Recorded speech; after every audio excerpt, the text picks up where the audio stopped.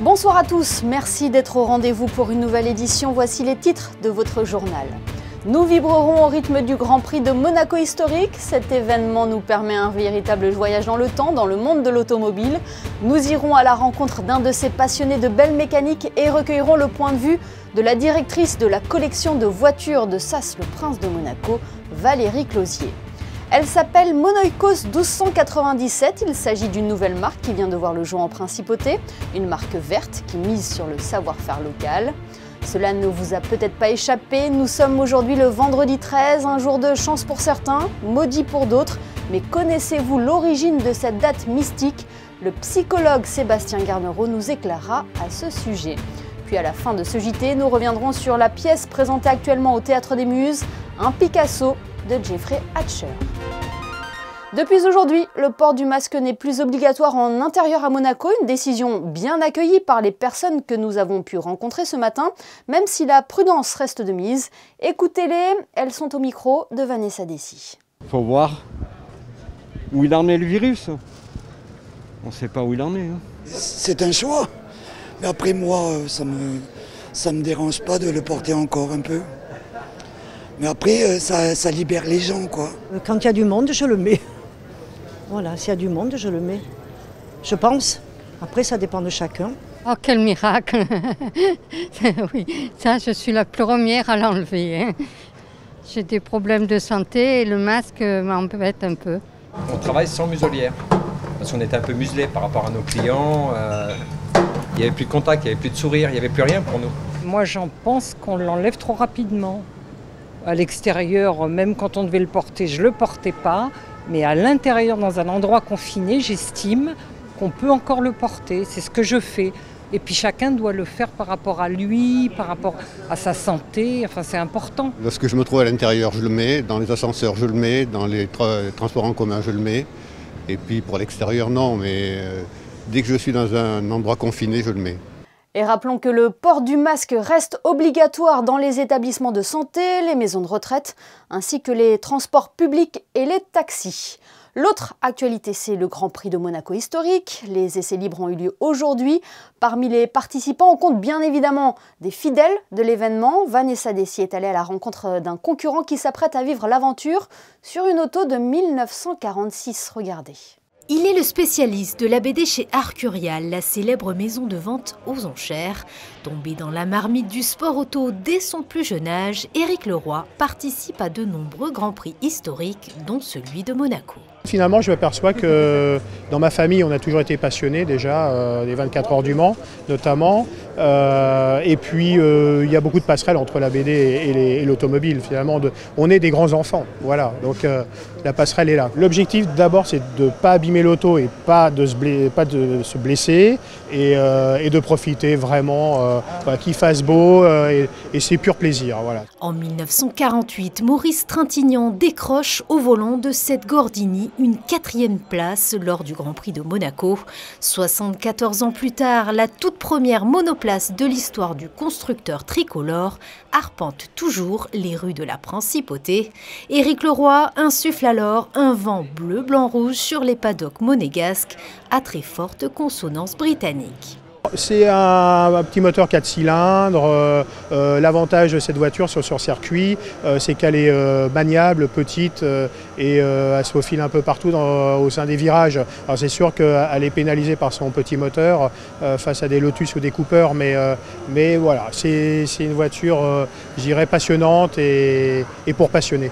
Heureux d'affronter une nouvelle fois l'impitoyable tracé monégasque, Éric Leroy se revendique comme un ambassadeur du drapeau bleu-blanc-rouge. Et demain, nous recevrons un autre grand passionné collectionneur qui, lui, pilote une monoplace de 1972 de chez Ferrari, Franco Meiners. Le Grand Prix historique met donc des Formule 1 qui ont écrit les grandes pages de cette épreuve mythique. On peut également en apercevoir à la collection de voitures de Sas, le Prince de Monaco. Bonsoir Valérie Closier. Bonsoir Émilie. Ce Grand Prix historique est un véritable voyage dans le temps. J'imagine que cela vous parle avec toutes les belles mécaniques que vous exposez. Oui, exactement. On est en pleine effervescence de ce week-end qui commence pour le Grand Prix historique de Monaco. Alors nous, à la collection, effectivement, nous avons quelques belles voitures historique et même plus récente, puisqu'on a bien la F1 de Charles Leclerc qui est en exposition à la collection et qui est un peu la tête d'affiche du moment. Ouais, certaines d'entre elles ont fait les Grands Prix ici à Monaco. Hein.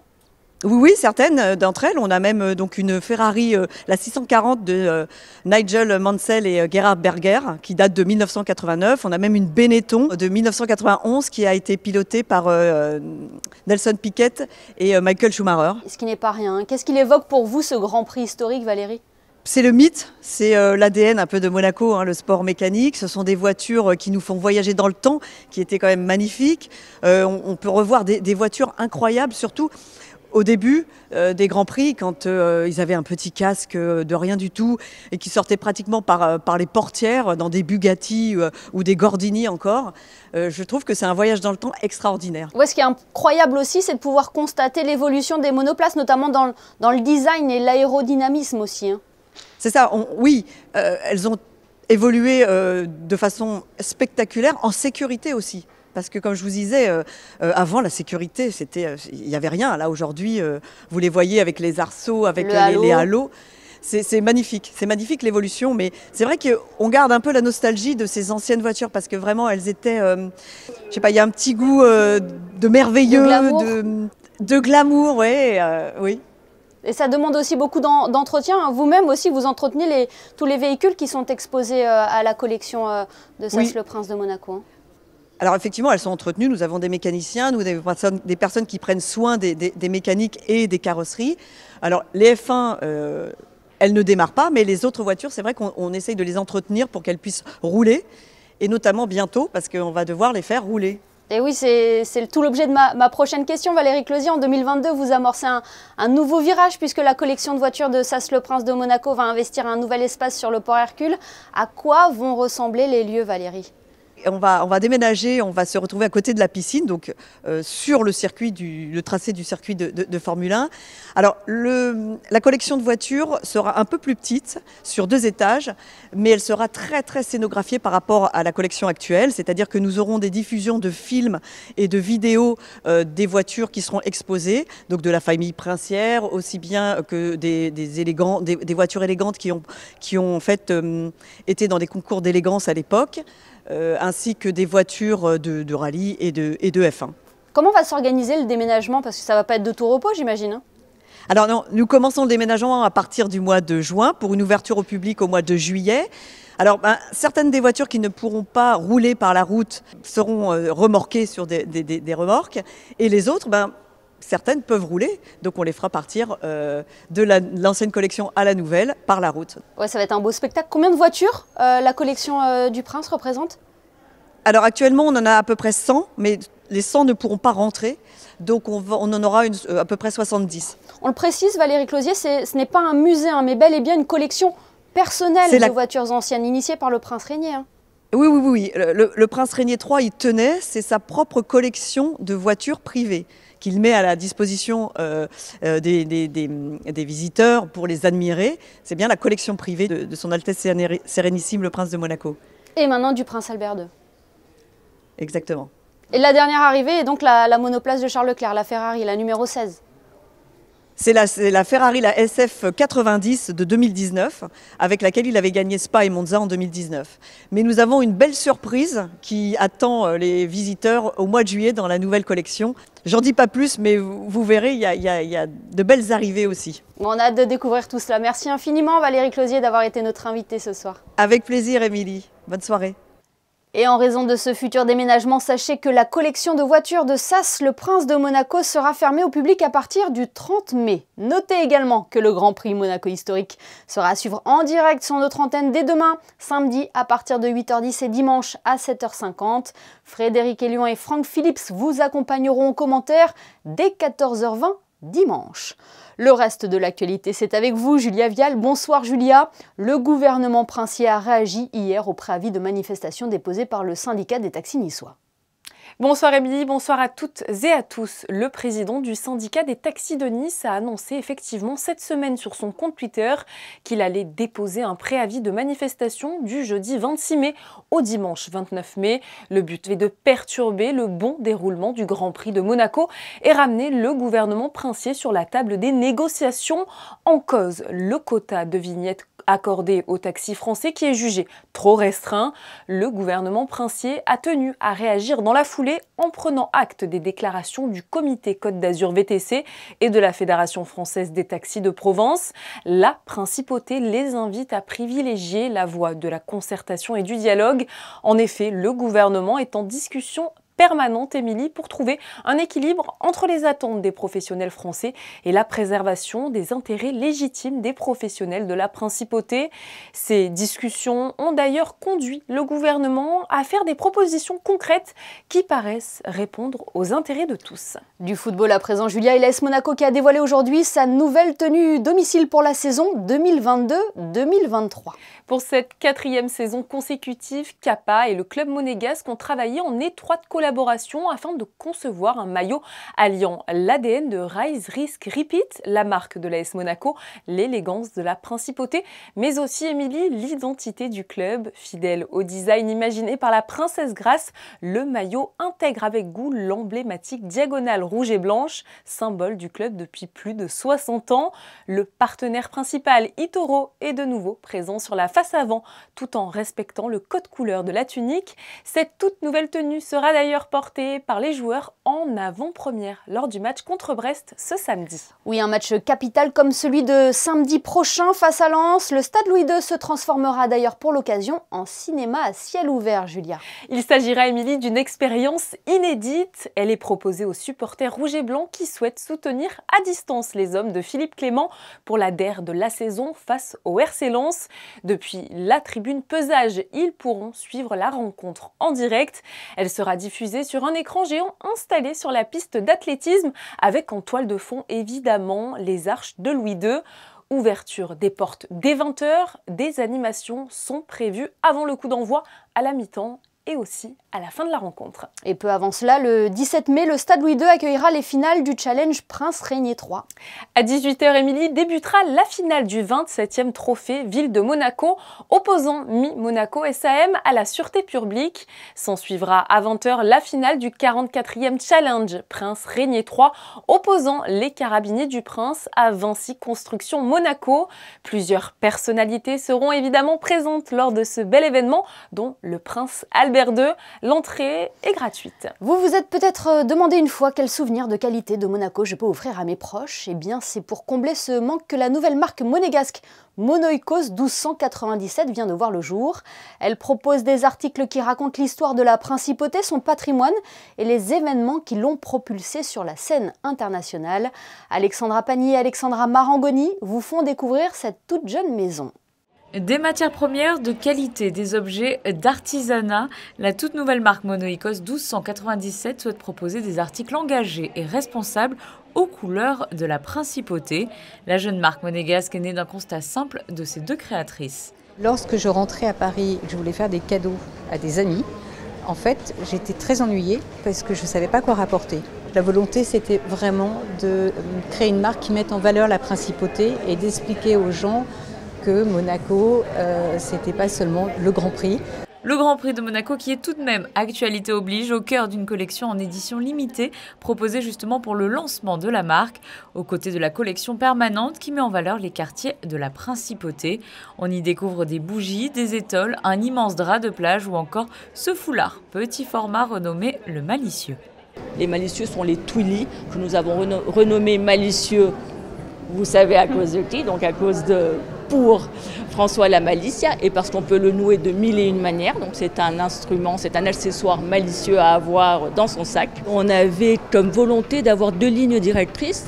La première, c'était l'éco-responsabilité, que tous nos produits soient le plus respectueux de l'environnement, de l'humain et des animaux.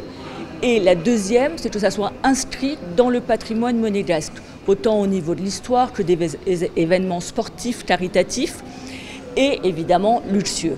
Donc on a commencé à faire du sourcing, à trouver des artisans et on voulait que ça soit local.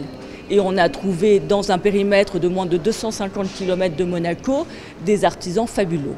Un packaging réalisé à Monaco, le verre des bougies soufflées à Savone, le nez qui a imaginé ces senteurs, tout comme la cire, viennent de Grasse. Des produits à découvrir jusqu'au 30 mai au pop-up store installé au cœur du Métropole Shopping Center, mais également chez Segretti, Como, à la Société des Bains de Mer, mais aussi sur le site internet de la marque. Alors, vous laisserez vous séduire par les senteurs de ces cadeaux made in Monaco. Cela ne vous a pas échappé, nous sommes aujourd'hui le vendredi 13, une journée souvent associée à la chance ou la malchance, c'est selon les croyances.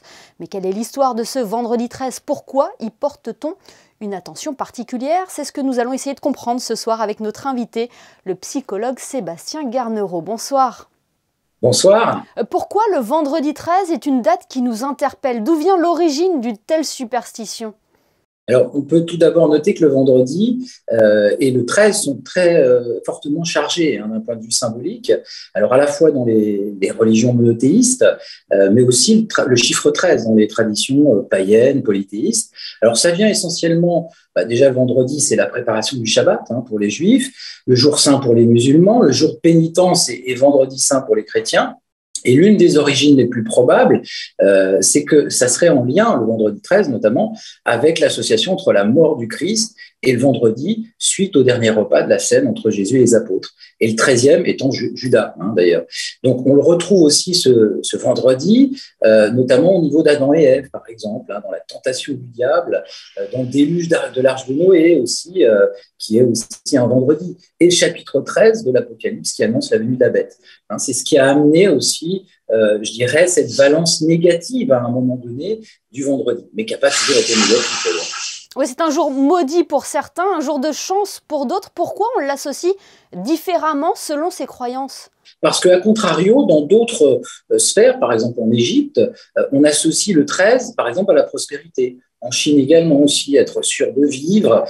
Et puis ensuite, il y a une transmutation qui s'est faite où, d'un point de vue psychologique, on va dire, et mathématique, par exemple, on fait moins multiplié par moins, eh bien, ça associe plus. Et donc, au départ, c'était quelque chose de négatif et c'est devenu quelque chose de positif pour certains. Et d'un point de vue psychologique, il y a un phénomène, on le voit par exemple dans les TOC, par exemple obsessionnels, où la crainte de la maladie eh bien, va être amenée ensuite par l'obsession de la propreté. Vous voyez, un renversement finalement en son contraire. Donc, c'est un mécanisme qu'on voit fréquemment en psychologie, notamment dans les phénomènes de superstition et croyance aussi. Et quid des non-superstitieux ? Qu'est-ce qui fait que eux, rien ne les atteint ? Alors, en général, ils font partie de ceux qu'on appelle les sceptiques et qui sont dubitatifs par rapport à ça, qui sont souvent dans un discours autour de la science. Je dirais que rien ne pourrait atteindre dans cette maladie, alors du doute. Et puis, c'est un peu cette fameuse boutade qui a été rendue célèbre, c'est « je ne suis pas superstitieux parce que ça peut porter malheur ». Vous voyez, et je vois d'ailleurs. Est-ce qu'ailleurs dans le monde, Sébastien, il y a le vendredi 13 qui a aussi une symbolique forte ou pas du tout ? Ou peut-être les autres pays ont une autre date, eux ? Alors oui, ça va dépendre des régions. Il y en a pour certains, c'est le 3, d'autres, c'est le 4.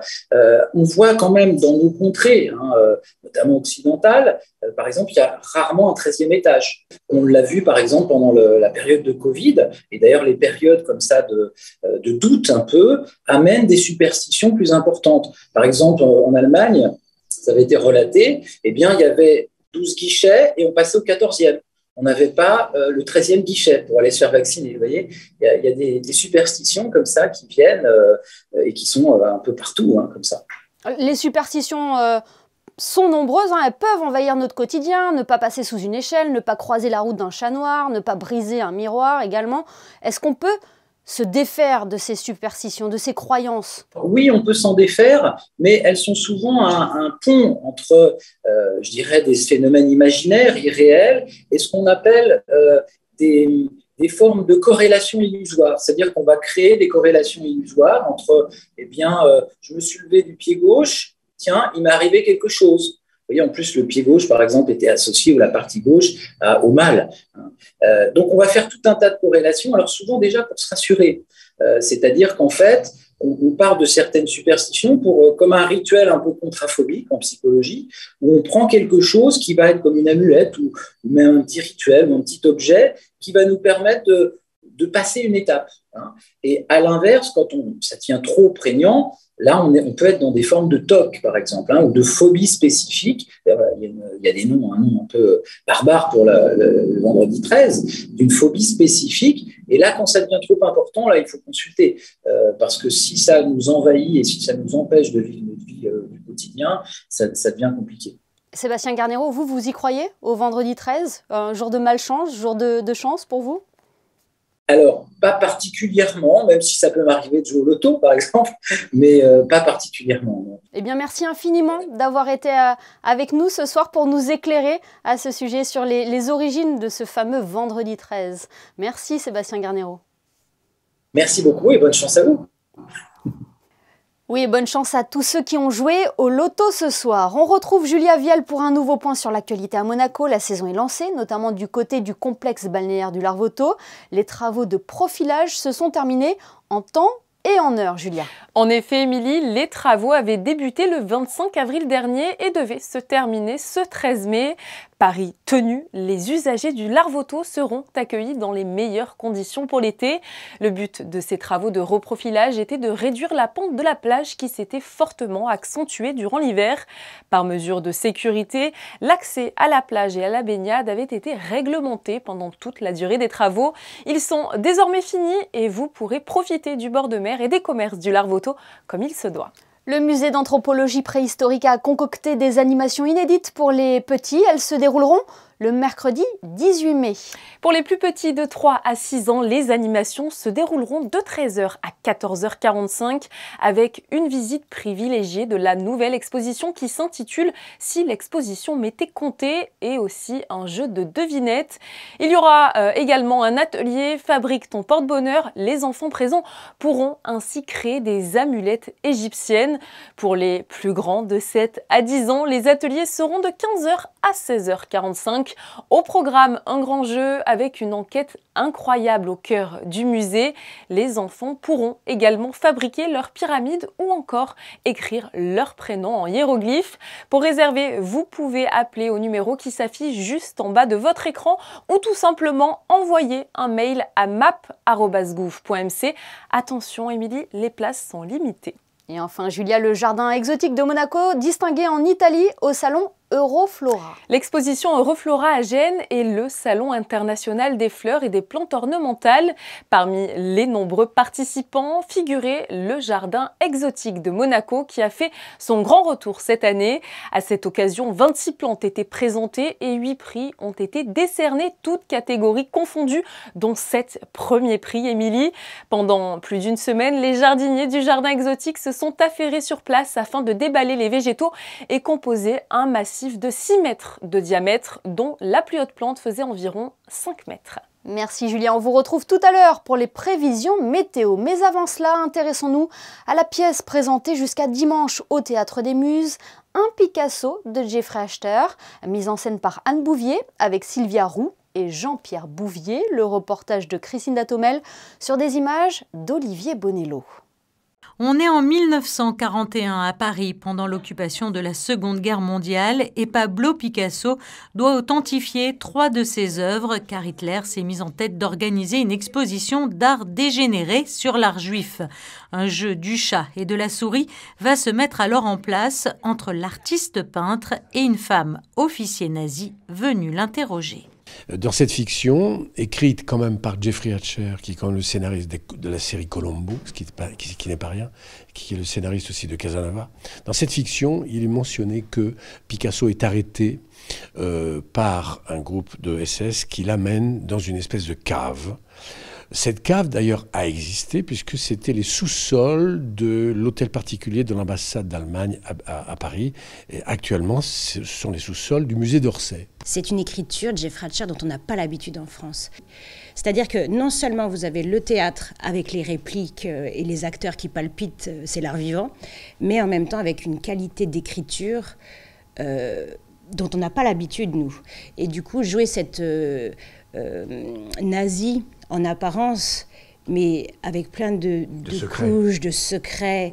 Il y a plein de choses et voilà, sans tout dévoiler, disons que ça n'est pas simple, mais c'est très beau et c'est toute une histoire familiale, c'est toute une histoire de culture, d'éducation.